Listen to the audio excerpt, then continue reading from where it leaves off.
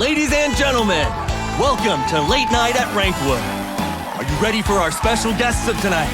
They are none other than Miss Greta Stone and her longtime teammate and director. 5 long years have passed since you two last worked together. I heard you spent quite a fortune renting an entire city plate for filming. It seems you're rather optimistic on the box office performance of this new production. Darling, even if I had invested in the sequel of Captain Columbia, I wouldn't dare predict the box office performance this early. The taste of the audience is changing quite fast. They're treating Wrank Wood like a snack bar that's offering something new every day. This is where you can see the pristine white halls of Laterano, the wet alleys of Syracuse after a rain, the mysterious bamboo groves hidden within the mountains of Yen, and all sorts of other scenes created by an assemblage of set pieces. When Wrank Wood planned its core, they also constructed the first group of city plates for filming purposes. We rented one of those.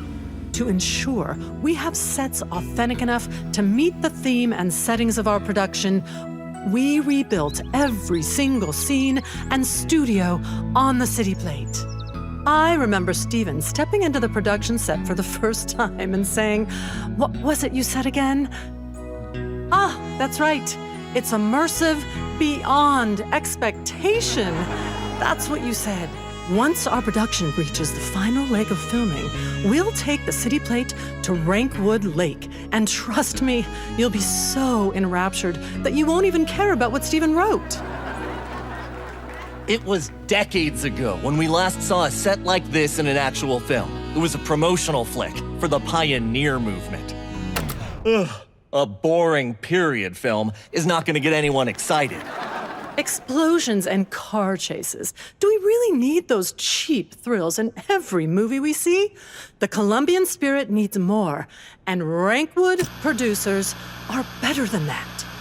Most have already forgotten that this obscure little town made its name and prospered because several small-time producers came here to make pioneer movement films for the Union.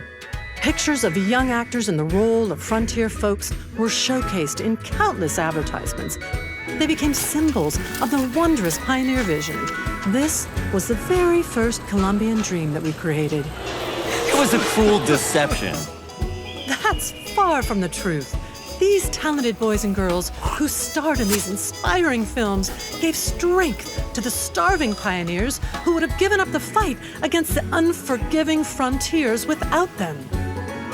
Films can help you set aside your struggles and gain faith that everything is within reach. And this is exactly the belief that our work wishes to convey to the audience. Wow! Even I'm becoming a fan of yours.